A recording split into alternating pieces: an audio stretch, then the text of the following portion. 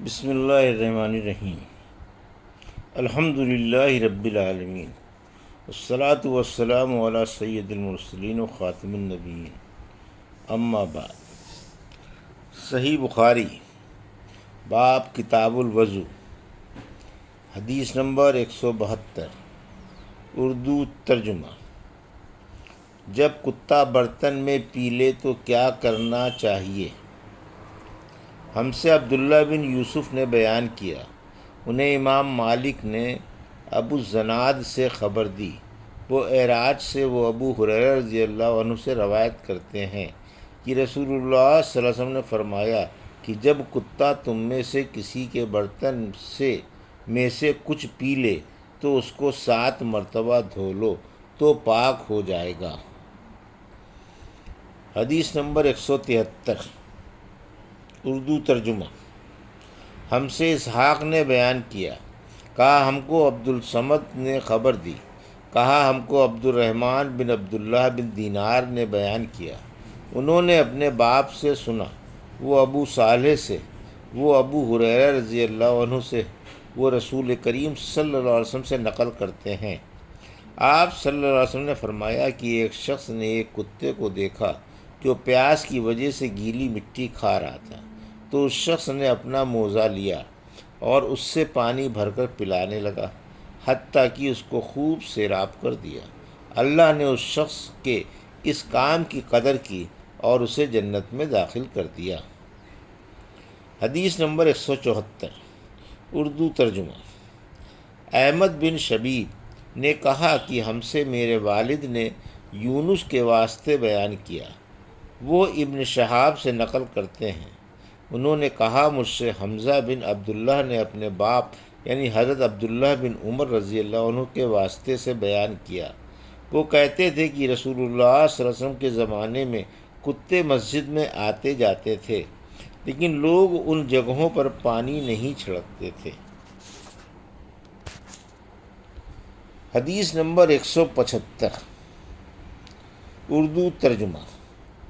ہم سے حفص بن عمر نے بیان کیا، کہا کہ ہم سے شعبہ نے ابن ابی الصفر کے واسطے سے بیان کیا، وہ شعبی سے نقل فرماتے ہیں، وہ عدی بن حاتم سے روایت کرتے ہیں کہ میں نے رسول اللہ صلی اللہ علیہ وسلم سے کتے کے شکار کے متعلق دریافت کیا، تو آپ نے فرمایا کہ جب تو اپنے سدھائے ہوئے کتے کو چھوڑے اور وہ شکار کر لے تو اس شکار کو کھا، اور اگر وہ کتا اس شکار میں سے خود کچھ کھا لے تو اس کو نہ کھانا، کیونکہ اب اس نے شکار اپنے لیے پکڑا ہے۔ میں نے کہا کہ بعض دفعہ میں شکار کے لیے اپنے کتے چھوڑتا ہوں، پھر اس کے ساتھ دوسرے کتے کو بھی پاتا ہوں۔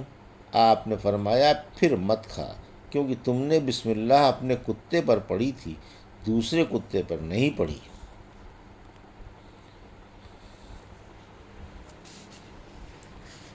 حدیث نمبر 176، اردو ترجمہ۔ اس بارے میں کہ بعض لوگوں کے نزدیک صرف پیشاب اور پخانے کی راہ سے کچھ نکلنے سے وضو ٹوٹتا ہے، کیونکہ اللہ تعالیٰ نے فرمایا کہ جب تم میں سے کوئی قضائے حاجت سے فارغ ہو کر آئے تو تم پانی نہ پاؤ تو تیمم کر لو۔ عطا کہتے ہیں کہ جس شخص کے پچھلے حصے سے یعنی دبر سے یا اگلے حصے سے یعنی ذکر یا فرج سے کوئی کیڑا یا جوں کی قسم کا کوئی جانور نکلے، اسے چاہیے کہ وضو لوٹائے۔ اور جابر بن عبداللہ کہتے ہیں کہ جب آدمی نماز میں ہنس پڑے تو نماز لوٹائے اور وضو نہ لوٹائے۔ اور حسن بصری نے کہا کہ جس شخص نے وضو کے بعد اپنے بال اتروائے یا ناخون کٹوائے یا موزے اتار ڈالے اس پر وضو نہیں ہے۔ حضرت ابو ہریرہ رضی اللہ عنہ کہتے ہیں کہ وضو حدث کے سوا کسی اور چیز سے فرض نہیں، اور حضرت جابر سے نقل کیا گیا ہے کہ رسول اللہ صلی اللہ علیہ وسلم ذات الرقاع کی لڑائی میں تشریف فرما تھے، ایک شخص کے تیر مارا گیا، اور اس کے جسم سے بہت خون بہا، مگر اس نے پھر بھی رکوع اور سجدہ کیا اور نماز پوری کر لی۔ اور حسن بصری نے کہا کہ مسلمان ہمیشہ اپنے زخموں کے باوجود نماز پڑھا کرتے تھے، اور طاؤس محمد بن علی اور اہل حجاز کے نزدیک خون نکلنے سے وضو واجب نہیں ہوتا۔ عبداللہ بن عمر رضی اللہ عنہ نے اپنی ایک پھنسی کو دبا دیا تو اس سے خون نکلا، مگر آپ نے دوبارہ وضو نہیں کیا۔ اور ابن ابی اوفا نے خون تھوکا، مگر وہ اپنی نماز پڑھتے رہے۔ اور ابن عمر اور حسن رضی اللہ عنہ پوچھنے لگوانے والے کے بارے میں یہ کہتے ہیں کہ جس جگہ پوچھنے لگے ہوں اس کو دھو لے، دوبارہ وضو کرنے کی ضرورت نہیں۔ ہم سے آدم بن ابی ایاس نے بیان کیا، انہوں نے کہا۔ ہم سے ابن ابی ذئب نے بیان کیا، انہوں نے کہا۔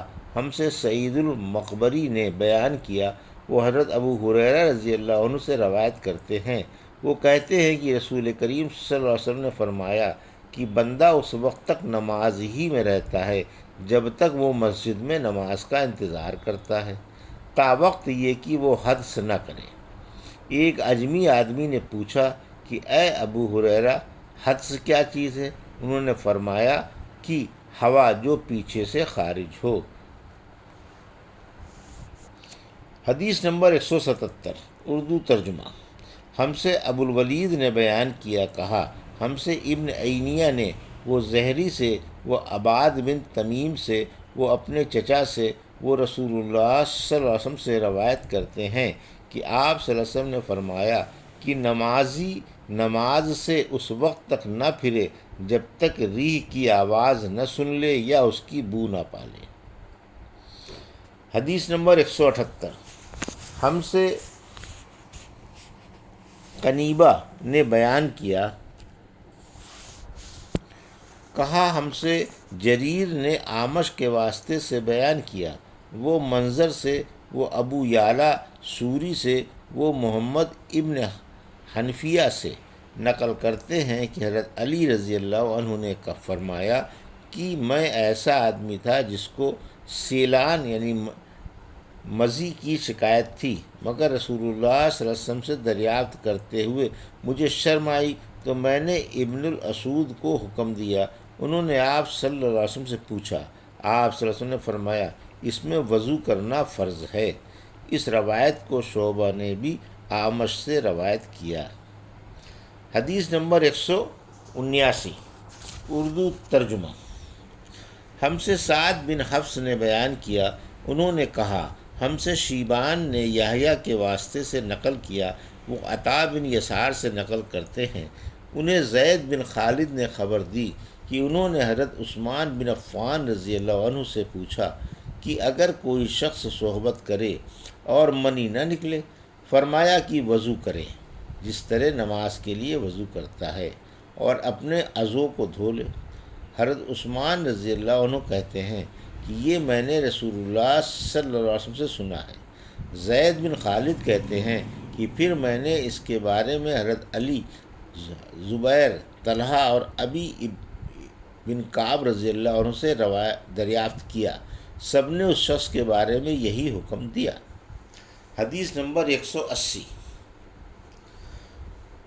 ہم سے اسحاق بن منصور نے بیان کیا، کہا ہمیں نصر نے خبر دی، کہا ہم کو شعبہ نے حکم کے واسطے سے بتلایا، وہ ذکوان سے، وہ ابو صالح سے، وہ ابو سعید خدری رضی اللہ عنہ سے روایت کرتے ہیں کہ رسول اللہ صلی اللہ علیہ وسلم نے ایک انصاری کو بلایا، وہ آئے تو ان کے سر سے پانی ٹپک رہا تھا۔ رسول کریم صلی اللہ علیہ وسلم نے فرمایا شاید ہم نے تمہیں جلدی میں ڈال دیا۔ انہوں نے کہا جی ہاں۔ تب رسول اللہ صلی اللہ علیہ وسلم نے فرمایا کہ جب کوئی جلدی کا کام آ پڑے یا تمہیں انزال نہ ہو تو تم پر وضو ہے، غسل ضروری نہیں ہے۔ یہ تھی صحیح بخاری کی باب کتاب الوضو کی حدیث نمبر 172 سے